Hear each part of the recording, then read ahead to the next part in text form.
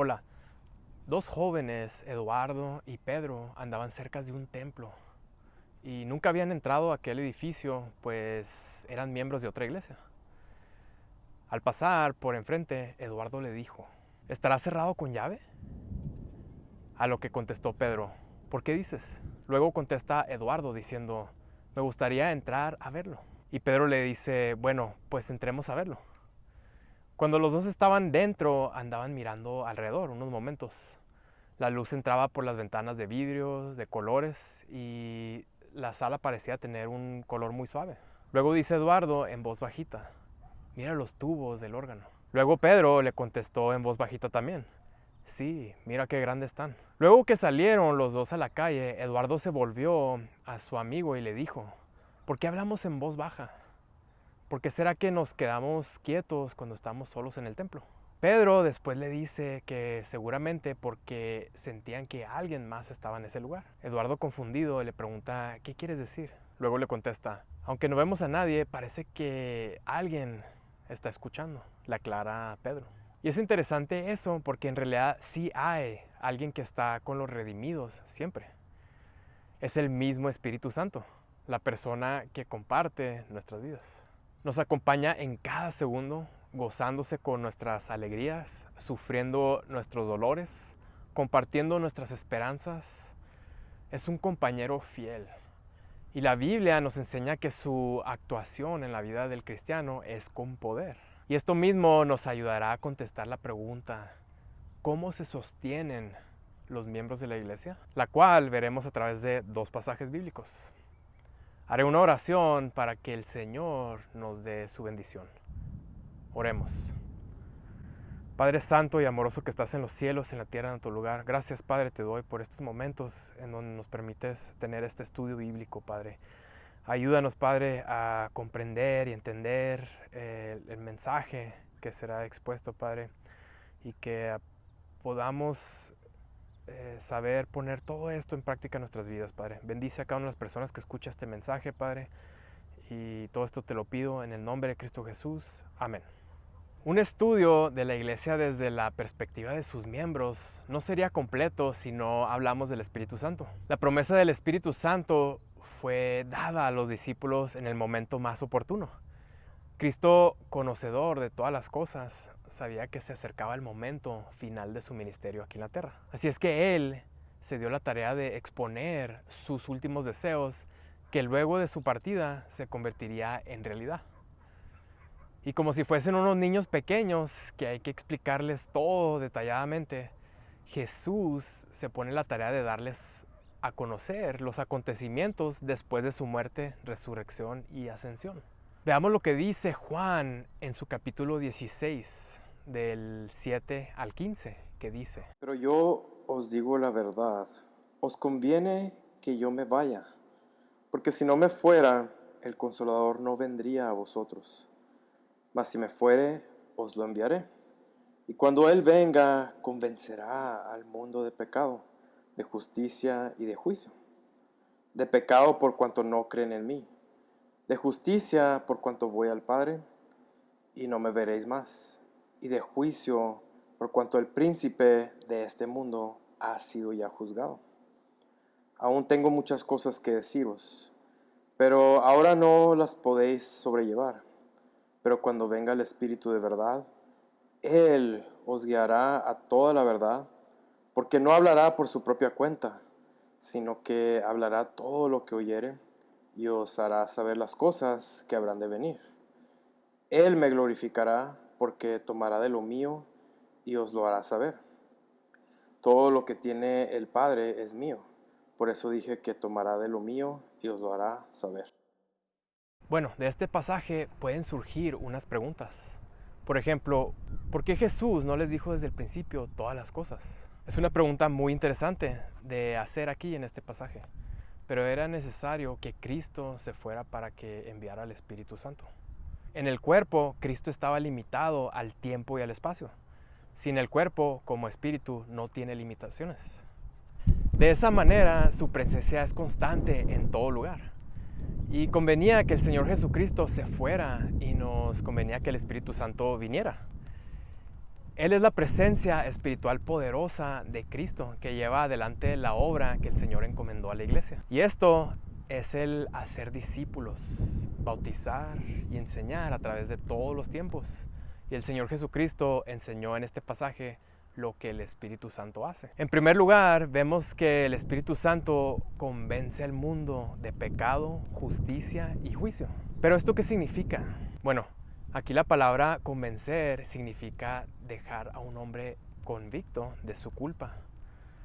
Hará ver al hombre y probarle completamente que es culpable y convicto de pecado. El hombre, por la acción del Espíritu Santo, se dará cuenta y comprenderá lo horrendo que es el pecado. El Espíritu Santo es quien se encarga de esto. Luego vemos que también el Espíritu Santo muestra al hombre la justicia o santidad de Cristo. Entender que fue crucificado como un criminal, pero completamente santo, inocente, sin mancha alguna. Y déjenme decirles algo, quizás sea muy difícil de imaginar que alguien completamente inocente se haya entregado por todos los culpables. Y será difícil de aceptar algo así, pero el Espíritu Santo, quien obra en el corazón, podrá hacernos entender esto. Ahora, el juicio también estaría ausente de la mente del hombre si el Espíritu Santo no se lo mostrara. Un hombre sin el Espíritu Santo no podrá entender en su mente que habrá un juicio y entender la magnitud de ser condenado y castigado eternamente, pues nunca ha visto un juicio de esa especie. Pero el poderosísimo Espíritu Santo se encarga de darnos esa certeza. Así es que sí, cuando el miembro de la iglesia testifica de Cristo, el Espíritu es quien convence a los inconversos de su pecado, justicia y juicio. Y sin el Espíritu Santo no es posible de hacer. En segundo lugar, vemos que el Espíritu Santo guía hacia la verdad, según el versículo 13. Ya cuando uno tenga el Espíritu Santo en su corazón, es quien le permitirá al creyente y le guiará a entender las verdades dadas por Dios, sea teológica o sea de cualquier otra categoría. Es quien nos ayudará a entender las cosas. Humanamente, el que no tiene el Espíritu Santo no podrá capacitarse solo para hacer todo esto. En tercer lugar, vemos que el Espíritu Santo habla de Cristo, según el versículo 14 y 15. Dice estos versículos: Él me glorificará, porque tomará de lo mío y os lo hará saber. Todo lo que tiene el Padre es mío, por eso dije que tomará de lo mío y os lo hará saber. Se hacía necesario que Jesús se fuera. ¿Qué sería Jesús si de esta manera se completaría el propósito de que Jesús se fuera? Dice allí, Él me glorificará y hará saber. El Espíritu no habla de sí mismo, sino de las cosas de Cristo. Y fijen bien lo que voy a decir. El hombre que no ha aceptado a Cristo podrá leer y estudiar la Biblia y con su intelecto explicarle a otro la obra de Cristo, aún sin haberlo aceptado. Pero solamente la obra poderosísima del Espíritu Santo puede y tiene el poder de convertirlo a Cristo. Esta es una obra sobrenatural, lo que llamamos la regeneración o el nuevo nacimiento. Es una obra completamente espiritual, no de carne ni sangre, sino eso viene del Señor. En verdad es un acto increíble y único. La obra del Espíritu Santo es poderosa y preciosa. Bueno, ya hemos visto en este pasaje cómo el Señor explicó cómo el Espíritu Santo nos sostendrá con su presencia siempre y cómo convencerá al mundo. Más adelante el Señor Jesús continúa y nos enseña cómo el Espíritu Santo hará en los creyentes al momento de ir a evangelizar y a realizar su obra. En un momento en que los discípulos estaban temerosos de los judíos que habían crucificado a Jesús, vemos que se les aparece Jesús y los envía a la obra cristiana donde estaba el peligro que temían.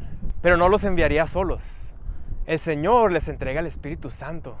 Sin Cristo tenían temor, pero ahora Cristo estaría siempre con ellos en el Espíritu Santo. Y es el Espíritu Santo quien continúa la obra de Cristo. Dice este pasaje en Juan 20, 19 al 23. Cuando llegó la noche de aquel mismo día, el primero de la semana, estando las puertas cerradas en el lugar donde los discípulos estaban reunidos por miedo, de los judíos, vino Jesús y puesto en medio les dijo: pasa a vosotros. Y cuando les hubo dicho esto, les mostró las manos y el costado. Y los discípulos se regocijaron viendo al Señor. Entonces Jesús les dijo otra vez: pasa a vosotros. Como me envió el Padre, así también yo os envío. Y habiendo dicho esto, sopló y les dijo: recibid el Espíritu Santo.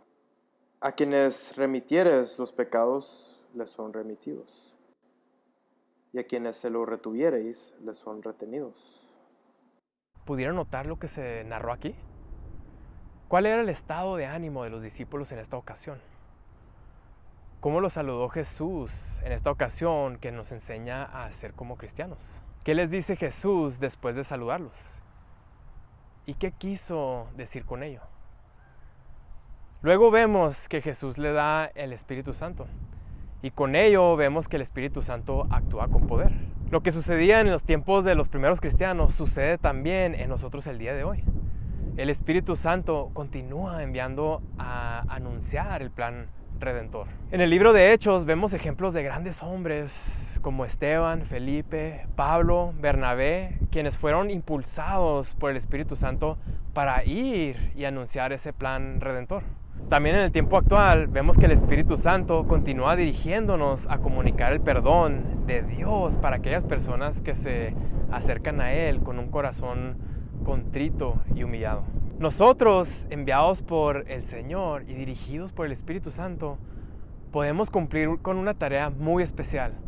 Nosotros no declaramos el perdón de pecados, sino solo comunicamos lo que dice la palabra del Señor, y el Espíritu Santo se encarga de dirigir. Y también el Espíritu Santo se encarga de inquietarnos a nosotros los creyentes a ser activos en su obra. Él es quien produce en nosotros el querer como el hacer.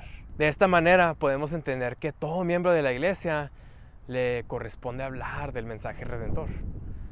El Espíritu Santo es el que convence, pero nosotros somos los que testificamos. Y al ir a testificar las buenas nuevas de salvación, necesitamos el respaldo y compañía del que nos envió. Y por eso hemos sido hechos templos del Espíritu Santo. Ahora, al inicio mencioné la historia de dos jóvenes al haber entrado a un templo. Y aquí, a través de estos pasajes, hemos visto que nos indica que en la vida del cristiano existe alguien que actúa poderosamente, que aunque no lo veamos, su presencia es real en nosotros porque le sentimos de verdad. ¿Quién es? ¿Y qué hace a través de nosotros cuando compartimos el mensaje? ¿Qué más hace el Espíritu Santo en nuestra vida? Indudablemente la presencia del Espíritu Santo es real en nosotros. Ahora, quiero que reflexiones sinceramente y veas con tu vida muy bien. ¿Cómo identificas su presencia en ti? Es una pregunta muy profunda. Piénsalo bien y considéralo de verdad. ¿En qué momentos de tu vida le has sentido más? Al considerar tu vida, quiero que notes que el poder del Espíritu Santo en una iglesia no se manifiesta en exaltación emocional. Más bien se manifiesta en la vida cambiada de los miembros de la iglesia y en los resultados del trabajo de la iglesia. Hemos visto cómo se sostienen los miembros de la iglesia. El Espíritu Santo enviado por Dios es quien nos dirige, y solo así estaremos segurísimos de que nos dirigimos a una dirección destinada al triunfo. Así sea. Permítame orar. Oremos. Padre Santo y amoroso que estás en los cielos, en la tierra, en todo lugar. Gracias, Padre Santo, porque nos permitiste estudiar tu santa palabra, Padre. Y porque nos permites aprender la función que tiene tu Santo Espíritu, Padre, en la vida del creyente y en la iglesia, Padre. Padre, ayúdanos, Padre, a crecer en convicción, Padre, y Padre, poder internalizar estos pasajes y lo que tú nos enseñas a través de tu palabra, Padre. Y Padre, poder saber llevar el mensaje del Evangelio a las personas que no te conocen, Padre, en este mundo que te necesita, Padre. Y si hay alguien, Padre, que aún no ha hecho decisión por Cristo, Padre, que tú toques sus corazones, Padre, y permitas, Padre, que ellos vengan a un encuentro personal contigo, Padre, y puedan reconocerte como único y suficiente Salvador de sus vidas, Padre. Ayúdanos, Padre, a dar buen testimonio siempre, Padre, y Padre, a honrarte, glorificarte por medio de nuestras vidas, Padre. Ayúdanos, Padre, en nuestro crecimiento espiritual, Padre, y bendice, Padre, a cada una de las personas que han escuchado este mensaje, Padre. Todo esto te lo pido, Padre, y te pido por el perdón de nuestros pecados, en el nombre de Cristo Jesús. Amén. Que Dios les siga guiando en su crecimiento espiritual. Hasta luego.